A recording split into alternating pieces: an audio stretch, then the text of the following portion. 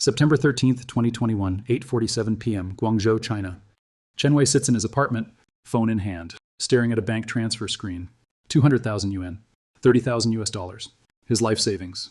His wife leans over his shoulder. Are you sure about this? Chen doesn't hesitate. He taps confirm. The money transfers to Evergrande New Energy Vehicle Group. His deposit for car number 0001, an electric SUV called the Hengqi 5, delivery promised for March 2022. He turns to his wife and smiles. This is the Tesla of China. We're investing in the future. Cut to today. Car number 0001 was never built. The 200,000 yuan, gone. And Chen Wei, he's case number 43,267 in a class action lawsuit. He wasn't alone. 70,000 customers, $2 billion in deposits, 0 cars delivered. This is the story of how China's most ambitious electric vehicle dream became its biggest automotive fraud. It's 2017. China has just announced the most aggressive green energy policy in human history. Electric vehicles aren't a lifestyle choice anymore. They're mandatory. The Chinese government declares that by 2030, 40% of all new cars sold must be electric. Not a suggestion. Law. Tesla is already dominating China's luxury EV market, but Beijing wants domestic champions, and they're willing to pay for it. Billions in subsidies. Tax breaks. Free license plates in cities where gasoline cars wait years for registration. The message is clear. Build electric vehicles, and we'll make you rich. Dozens of startups emerge overnight. NIO, Xpeng, BYD, Li Auto, companies you've never heard of promising to revolutionize transportation. The Chinese EV gold rush has begun. And watching all of this from his office in Shenzhen is a man named Hui Kaiyan. He's not an automotive engineer. He's not a tech entrepreneur. He's a real estate developer, and he's about to make the most expensive bet of his life. Hui Kaiyan's story reads like a Chinese dream. Born in 1958 in Henan province, one of China's poorest regions. His mother died when he was 8 months old, raised by his grandmother in a village without electricity. But Hui was brilliant. Worked his way through university, got a job as a steel factory technician. Then in 1996, at age 38, he founded Evergrande Real Estate. 20 years later, Evergrande is China's second largest property developer. Hui Kaiyan is worth $38 billion. He's China's richest man. But by 2017, Hui sees the future, and it's not real estate. He announces a radical diversification strategy. 3 pillars: health, happiness, longevity. Translation: electric vehicles, bottled water, senior care facilities. His obsession becomes electric cars. But Hui doesn't think small. He doesn't want to just build cars. He wants to control the entire supply chain. Own the lithium mines, own the battery factories, own the vehicle manufacturing, own the charging stations. Vertical integration on a scale that would make Elon Musk blush. In 2019, Evergrande goes shopping. They acquire NEVS, a Swedish company that owns the rights to the old Saab automobile designs. Price tag, $500 million. Then they buy a 20% stake in Koenigsegg, the Swedish hypercar manufacturer, another $150 million. Then battery technology licenses from South Korea, charging station networks across China. They hire 8,000 engineers and designers from around the world, poach executives from BMW, Mercedes, Tesla. Hui Kaiyan announces his vision: 10 manufacturing facilities across China, 1 million vehicles produced annually by 2025. Evergrande will become the largest electric vehicle manufacturer on Earth. The pitch is intoxicating, not just to investors, to customers, to ordinary Chinese families who see the future and want to be part of it. Hui spends $800 million on marketing, celebrity endorsements, television commercials during Chinese New Year, glossy showrooms in 30 cities displaying computer-generated renderings of sleek electric sedans. And in every commercial, every press release, every billboard, the same message: we're not building cars. We're building the future. 70,000 people believed him. August 3rd, 2020. Evergrande New Energy Vehicle makes an announcement that changes everything. Pre-orders are now open.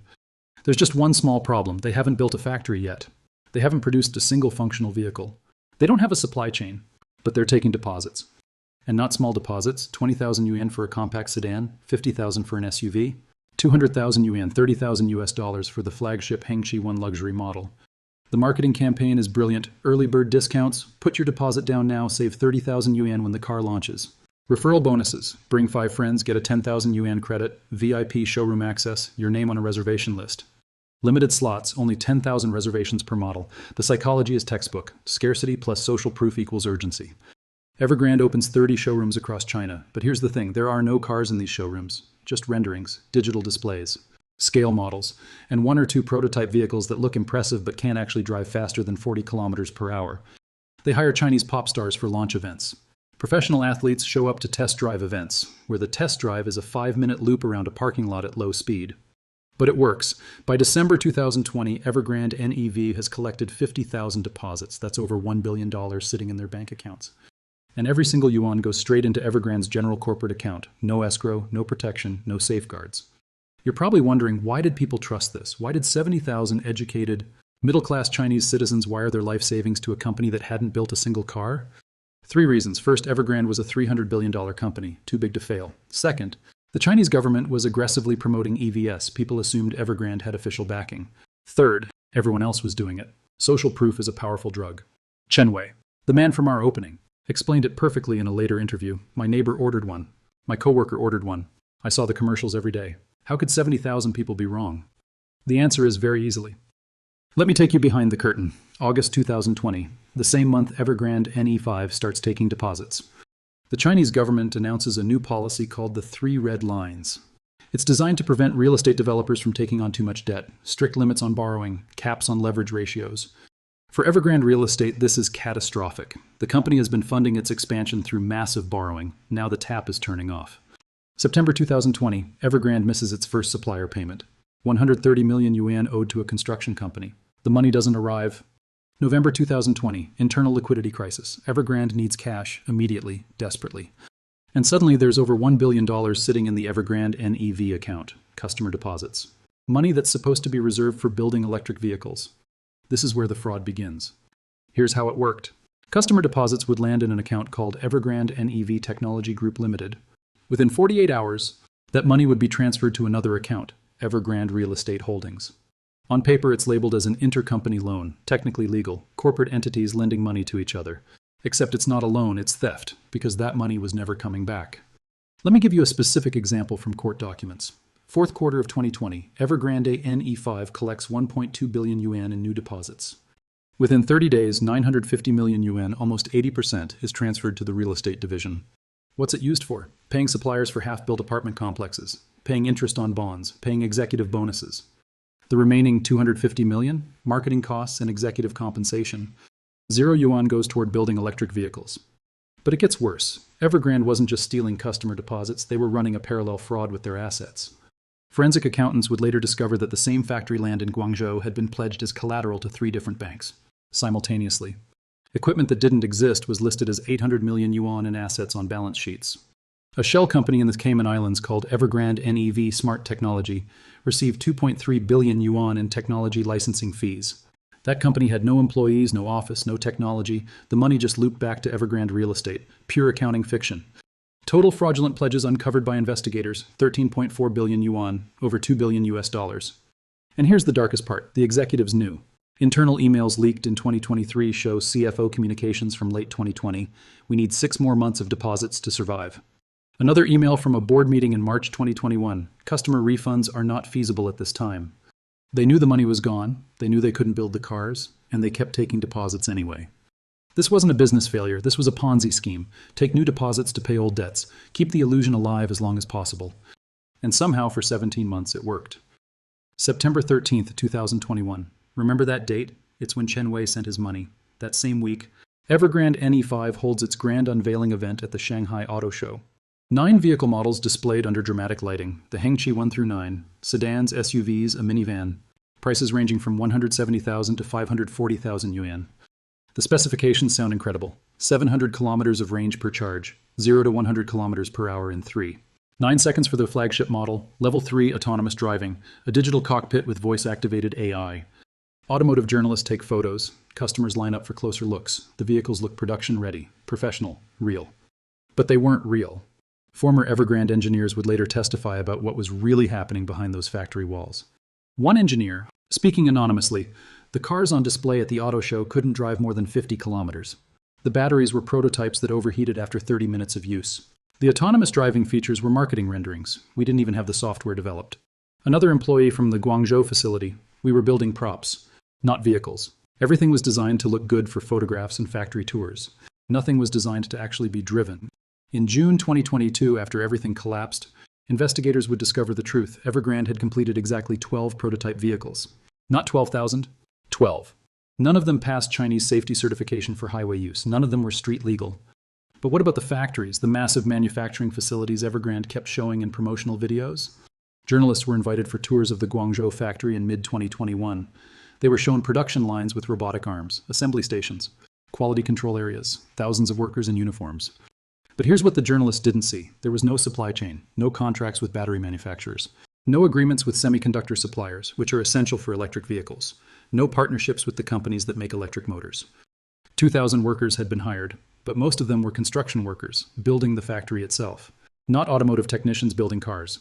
One worker, interviewed after the collapse, said it perfectly: we were building the building, not what was supposed to go inside the building. Total vehicles delivered to paying customers by October 2021, 0. Total deposits collected, $2 billion. And the clock was ticking. December 3rd, 2021, 10:17 a.m. Beijing time. Evergrande Group announces it has defaulted on $1.2 billion in international bond payments. Stock trading is immediately suspended on the Hong Kong Stock Exchange. Within hours, the full scale of this disaster becomes clear. Evergrande's total debt isn't just large, it's $300 billion. The largest corporate default in human history. And suddenly, 70,000 people realize their EV deposits are gone. December 5th. A video goes viral on Chinese social media. An elderly woman stands outside the Evergrande office building in Guangzhou, screaming at security guards, "Give me back my life savings! Give me back my money!" She's 68 years old. She put down 180,000 yuan, her entire pension, for a Hengqi 7 SUV. The video gets 87 million views before Chinese censors remove it. But it's too late. The story is out. Within days, protests erupt in 30 cities simultaneously: Beijing, Shanghai, Shenzhen, Chengdu, angry customers demanding refunds.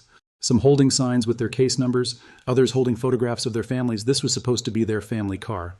Police are called to control the crowds. In some cities, officers form human barriers to prevent customers from entering Evergrande offices. Online, the fury is even more intense. A hashtag trends on Weibo, China's version of Twitter: Evergrande NEV scam. It accumulates 600 million impressions before the government blocks it for maintaining social stability. But customers find other ways to organize. WeChat groups form, Telegram channels.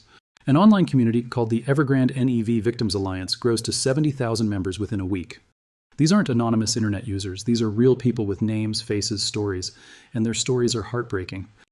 Zhang Min, 43 years old, lives in Shenzhen, works 12-hour shifts in an electronics factory, saved for 3 years to put together 100,000 yuan. She has a 17-year-old son, smart kid, good grades, accepted to a university in Beijing. But university in China isn't free. Tuition is 30,000 yuan per year. Zhang Min had a plan: buy the electric car, use it for rideshare driving on weekends, make extra income to pay for her son's education. Now the money is gone. Her son deferred his university admission. He's working in the same factory as his mother. In an interview with a Chinese newspaper, Zhang Min said, "I worked 12-hour shifts to save that money. I wanted to give my son a better future. Now I can't afford his education. Evergrande didn't just take my money, they took my son's future." Li Hao, 56 years old, Beijing, retired civil servant, put down 200,000 yuan, his entire retirement savings, for a Hengqi one. Why so much? Because Li believed this was an investment. Evergrande promised early customers could resell their reservation slots for profit as demand increased. Some customers were advertising their positions for 50% markups on online forums. Li thought he was being smart. Get in early, flip the reservation, make 100,000 yuan profit to supplement his pension. He told investigators, "I believed the government wouldn't let Evergrande fail. It's a $300 billion company. How could something that big be allowed to collapse? I was wrong." Wang Jing and Liu Chen, newlyweds in Shanghai, both 31 years old, both work in tech. Combined, they saved 150,000 yuan for their family car. They postponed trying for a child because they wanted to be financially stable first. The plan was buy the EV, save money on fuel costs, then start a family in 2022. Wang Jing wrote on social media after the collapse, "We postponed having children to afford this car. Now we have nothing.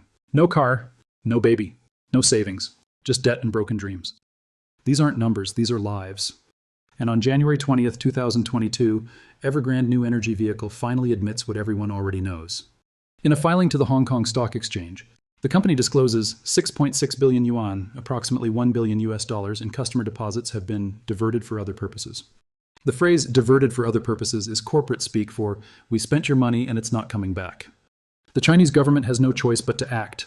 The China Securities Regulatory Commission launches a full investigation. The Hong Kong Monetary Authority opens a parallel probe. Assets are frozen, all Evergrande bank accounts locked, all factories, all intellectual property, all equipment seized. A travel ban is imposed on senior executives. They cannot leave mainland China. And the forensic accounting begins. February through August 2022, teams of forensic accountants work through Evergrande's records. What they find is staggering in its sophistication and its brazenness. The CSRC releases its preliminary findings in September 2022. 13.4 billion yuan in fraudulent pledges. The same assets, factory land, equipment, intellectual property, pledged to multiple lenders as collateral. In some cases, the same plot of land was used to secure loans from 4 different banks simultaneously. 6.6 billion yuan in customer deposits misappropriated, transferred through a web of shell companies and labeled as intercompany loans that were never repaid. Fake contracts for factory equipment purchases that never happened, invoices for machinery that was never delivered, purchase orders from suppliers that didn't exist. And here's where it gets truly elaborate. 47 subsidiary companies created solely to move money. Most registered in offshore tax havens, Cayman Islands, British Virgin Islands, Bermuda. One shell company in particular stands out, Evergrande EV Smart Technology Limited, Cayman Islands registration. No employees, no office, no actual technology. This company received 2.3 billion yuan in technology licensing fees from Evergrande EV. For what technology? No one knows, because there was no technology. The money went into the Cayman Islands account, then looped back to Evergrande Real Estate through another shell company in Hong Kong. Pure accounting fiction, money laundering disguised as legitimate business transactions. But the investigators want to know, who authorized this? Who designed these schemes? Hui Ka-yan, the founder, paid himself 4.2 billion yuan in dividends between 2019 and 2021. While his company was collapsing, while customer deposits were being stolen, Hui was taking billions in personal compensation. He purchased a private jet, multiple luxury homes in Hong Kong and Los Angeles. His wife transferred $1.8 billion to bank accounts in Singapore, money that is now under investigation by multiple governments. September 28, 2023, almost 2 years after the initial default. Hui Ka-yan is arrested by Chinese police in Shenzhen. The charges are still being formalized, but investigators are pursuing 3 main accusations. Illegal fundraising, using fraudulent means to collect money from the public. Fraudulent financial reporting, falsifying company records to hide the true financial condition. Misappropriation of funds, stealing customer money for personal and corporate use. Hui Ka-yan is currently being held in detention while the criminal case is built. Under Chinese law, financial fraud at this scale can result in a life sentence. But he's not alone in facing consequences. October 2023, CFO Zhao Changlong detained. November 2023, NEV Division President Liu Yongzhuo detained.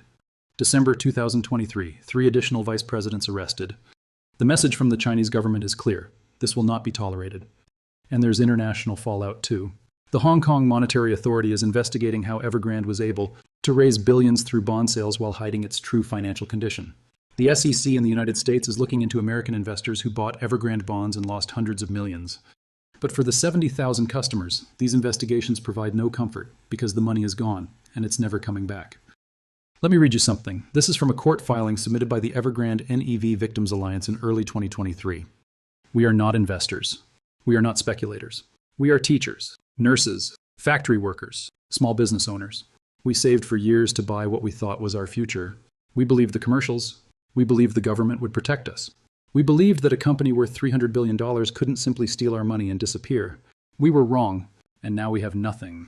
The psychological toll has been devastating. WeChat groups that started as organizing platforms for legal action have become support groups for depression and anxiety. Some customers report their marriages falling apart. The financial strain combined with the betrayal, it's too much. Others talk about the shame. In Chinese culture, financial failure carries heavy social stigma. Some customers are too embarrassed to tell their extended families what happened. And there's a broader context that makes this even worse. Evergrande's electric vehicle fraud isn't happening in isolation. It's part of the larger Evergrande real estate collapse, which has affected 1.6 million homebuyers across China. People who paid deposits for apartments that will never be built. People who took out mortgages for homes that exist only as concrete foundations. The NEV customers are a subset of a larger catastrophe. Combined, this represents the largest destruction of middle-class wealth in modern Chinese history. An entire generation of Chinese families who played by the rules, saved their money, believed in the system, invested in the future, and lost everything. The trust is gone, and once trust is gone, it doesn't come back easily. January 29, 2024, a courtroom in Hong Kong. A judge issues a liquidation order for China Evergrande Group. The company is officially dead. Alvarez and Marsal, an international restructuring firm, is appointed as liquidator. Their job, sell everything. Distribute whatever money can be recovered to creditors. The problem? Evergrande's assets are worth maybe 20 cents on the dollar compared to its debts. 300 billion in debt. Maybe 60 billion in recoverable assets. The math doesn't work. And for the NEV customers, the math is even worse. In a liquidation, there's a hierarchy, a pecking order for who gets paid first. First, secured bondholders. These are investors who lent money with specific collateral backing up their loans.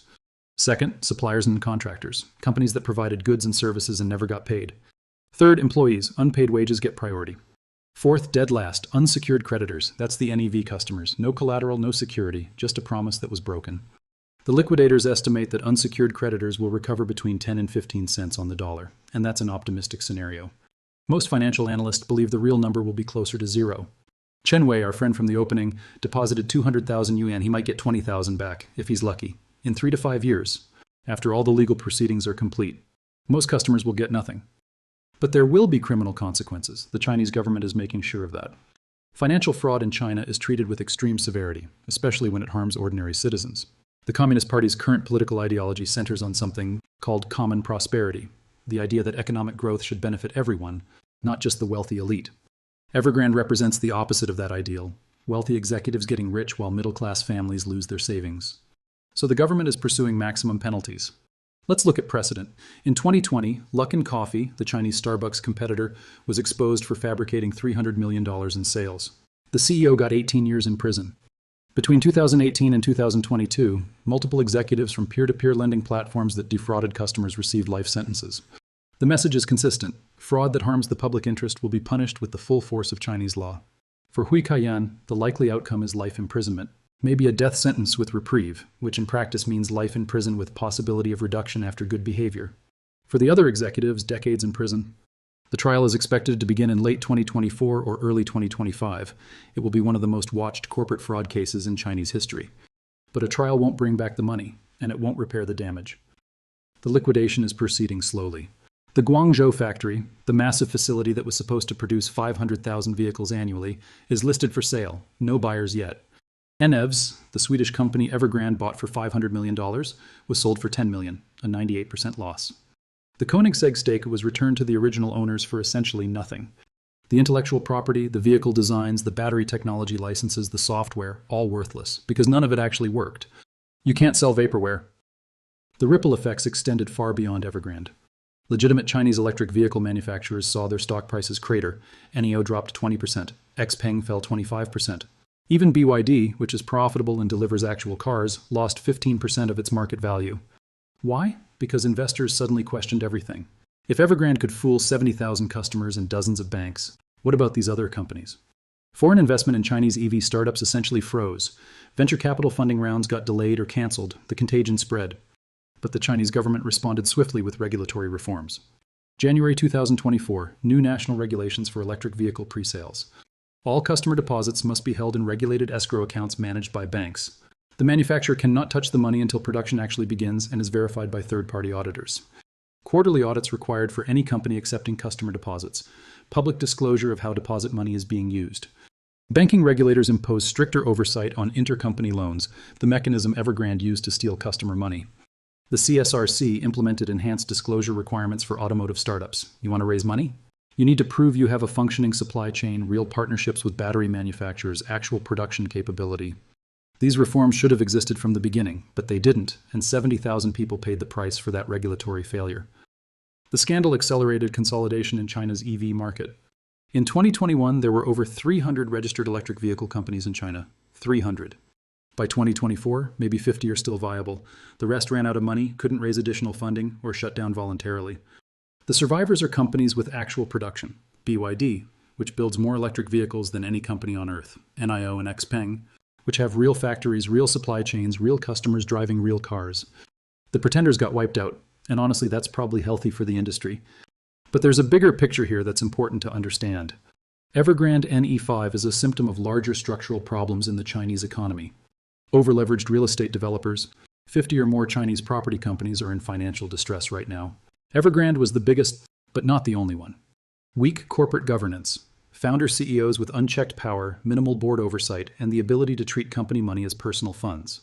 Regulatory gaps in emerging industries. Electric vehicles were considered new economy, tech companies, not traditional automakers. So they got less scrutiny from regulators. That was a mistake. Compare this to global automotive frauds. You might remember Nikola, the American EV startup whose founder was convicted of fraud in 2023. $130 million in false claims about their technology. The founder got 4 years in prison. Or Lordstown Motors, another American EV company that faked pre-orders and misled investors. The company went bankrupt. Executives faced civil penalties. Evergrande is 10 times larger than both of those combined. But here's the thing about China that makes this case unique. The government has enormous power to respond. Assets can be frozen overnight. Executives can be detained without bail. Criminal investigations happen at a speed that would be impossible in Western legal systems. The downside, individual rights are limited. Due process is different. The upside, accountability happens quickly. And there's a silver lining to this whole catastrophe. China's electric vehicle market is still thriving. Despite the Evergrande scandal, China sold 9.5 million electric vehicles in 2023. That's 60% of global EV sales. The government's 2030 targets remain unchanged. 40% of all new car sales will be electric. Infrastructure investment continues. 2 million charging stations have been installed across the country. Technology leadership remains intact. Chinese companies have driven battery costs down 80% since 2015. China controls 75% of global lithium refining. And BYD, the success story, has now overtaken Tesla as the world's largest electric vehicle manufacturer. The lesson? Fraud doesn't kill industries, weak players do. And sometimes a massive scandal is what's needed to flush out the frauds and let the legitimate companies thrive. So what were the warning signs? How did 70,000 educated people miss the red flags? Let's go through them. Warning sign number 1, a company with zero automotive experience promising rapid production. Evergrande was a real estate developer. They built apartment buildings. They had no expertise in automotive engineering, battery technology, supply chain management, manufacturing at scale. Compare that to Tesla. It took Tesla 17 years to reach profitability. 17 years of losses, near bankruptcy multiple times, production hell, quality control disasters. Evergrande promised profitability in year 3. If something sounds too good to be true, it probably is. Warning sign number 2, accepting deposits before production capability was proven. August 2020, Evergrande opens pre-orders. September 2021, still no functioning production facility. 13 months of collecting deposits with zero evidence they could actually build cars. Think about that. Imagine a restaurant that starts charging people for meals before the kitchen is built. Would you pay? Of course not. But somehow, in the excitement of the EV boom, people ignored this obvious red flag. Warning sign number 3, no transparent supply chain. Evergrande never announced a battery supplier contract, never revealed semiconductor partnerships, which are critical for electric vehicles, never showed manufacturing agreements with component suppliers. Every legitimate automotive company has transparent partnerships. Tesla buys batteries from Panasonic and CATL. NEO partners with multiple suppliers and announces those relationships publicly. Evergrande? Silence. That should have been a massive warning sign. Warning sign number 4, celebrity hype over technical credibility. Evergrande's marketing budget from 2020 to 2021, 800 million yuan. Their R&D budget, 1.2 billion yuan. The ratio of marketing spending to research and development was 2 to 3. Compare that to Tesla. Tesla's ratio is 1 to 10. For every dollar spent on marketing, $10 go into R&D. When a company spends more money convincing you to buy their product than actually developing the product, run. Warning sign number 5, financial analysts were sounding alarms. April 2021, Fitch downgrades Evergrande bonds to junk status. June 2021, Standard & Poor's warns of liquidity crisis. Professional analysts who study corporate finances for a living were literally warning that Evergrande was in trouble. But customers ignored these warnings. Why? Psychology. The government won't let them fail. It's a $300 billion company, too big to collapse. My neighbor already ordered one, my coworker ordered one, everyone's doing it. Confirmation bias plus FOMO, fear of missing out, is a dangerous combination. We see what we want to see, and when everyone around us is doing something, we assume it must be safe. 70,000 people made the same wrong assumption. So what's the lesson for investors, for anyone putting money into a new company or a new technology? Due diligence, real actual due diligence. Factory visits, not a guided tour with a PR handler, a real inspection. Can they actually produce what they're claiming? Supplier verification, independent confirmation of partnerships. Don't take the company's word for it, verify with the suppliers themselves. Financial audits, third-party review of the company's finances. Are the numbers real? Prototype testing, insist on real-world demonstrations, not a 5-minute loop around a parking lot, actual highway driving. And deposit protection, never ever pay a deposit without escrow protection. Your money should be held by an independent third party until the product is delivered. If a company resists these safeguards, walk away. A legitimate business has nothing to hide. And be skeptical of numbers and press releases. 100,000 pre-orders. Sounds impressive. But pre-orders aren't sales. Deposits aren't deliveries. The only number that matters is how many actual products have been delivered to actual customers. For Evergrande, that number was 0. But let's zoom out for a moment. What does this mean for China's electric vehicle future? Despite the Evergrande scandal, the market is doing fine. Better than fine. It's thriving. 2023, 9.5 million electric vehicles sold in China. That's 60% of global EV sales. The government's targets haven't changed. By 2030, 40% of all new car sales will be electric. Infrastructure investment continues. 2 million charging stations installed nationwide. China's technology leadership is intact. Battery costs have dropped 80% since 2015. Chinese companies control 75% of global lithium refining capacity. And BYD, the company that actually builds cars that work, has now overtaken Tesla as the world's largest EV manufacturer. The lesson? One massive fraud doesn't kill an entire industry. If anything, it makes the industry stronger by eliminating the pretenders and letting legitimate companies thrive. Consolidation is healthy. 300 EV companies in 2021 was insane. 50 viable companies in 2024 is sustainable. The Evergrande collapse was painful. 70,000 people lost money they couldn't afford to lose. But it taught the market a brutal lesson. Hype doesn't build cars. Marketing budgets don't replace engineering. And promises are worthless without execution. September 13th, 2021. Chen Wei wearing 200,000 yuan. His wife asking, "Are you sure?" He was sure. 70,000 people were sure. Today, Chen Wei is case number 43,267 in a class action lawsuit. Expected recovery, maybe 20,000 yuan, maybe zero. The legal proceedings will take years. His wife's question echoes differently now. Are you sure? No one is sure anymore. The 9 cars, the Hengqi 1 through 9, unveiled with such fanfare at the Shanghai Auto Show, they still exist. They're sitting in a warehouse in Shanghai, dusty, uncharged. The batteries have degraded from lack of use. Museum pieces of a con. Hui Kaiyan is in a Chinese prison cell awaiting trial. His $38 billion fortune is gone. His reputation is destroyed. He will likely spend the rest of his life in prison. The customers, still waiting for refunds that will probably never come. The factories, empty concrete shells. Weeds growing through cracks in the pavement where automated assembly lines were supposed to transform Chinese manufacturing. But here's what haunts me about this story. Right now, somewhere in China, someone is looking at their phone, scrolling through a sleek website. An electric vehicle startup with glossy renderings and impressive specifications. A celebrity endorsement, a limited time deposit discount. And they're thinking, this could be the future. This could be my Tesla moment. Their finger hovers over the confirm payment button. Will they remember Evergrande?